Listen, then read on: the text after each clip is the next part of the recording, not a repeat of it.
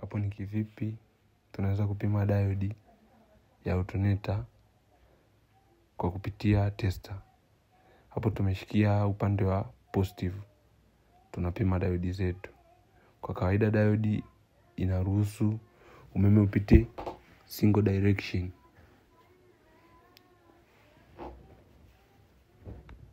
lakini kama diode itaruhusu current flow direction zote, maana yake hiyo diode ni mbovu.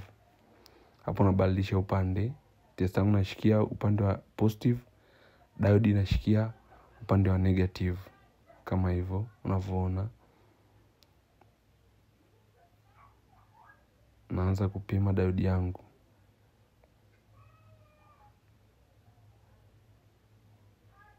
Kama unavyoona,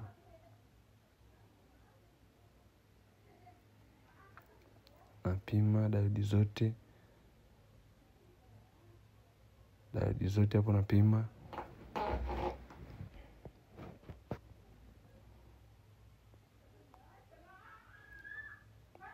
Kwa sababu hapo tester kidogo ilikuwa inanizingua, ikabidi niunge vizuri, ilikuwa ina lose kidogo. Narudia tena kupima kwa mara ya pili. Hapo naona tester inawaka, diode ya pili, ya tatu, ya 4, ya 5, ya 6. Narudia tena kupima.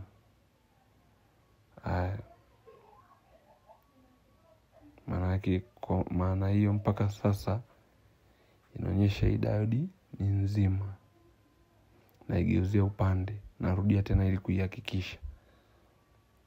Ukishikia tester, hapo nimeshikia diode yangu upande wa positive, tester nimeshikia upande wa negative kwenye betri. Napima tena ili kuzihakikisha diode zangu ni nzima. Mpaka hapo diode yangu ni nzima, haina shida kama unavyoona, kwa sababu current imeflow in single direction.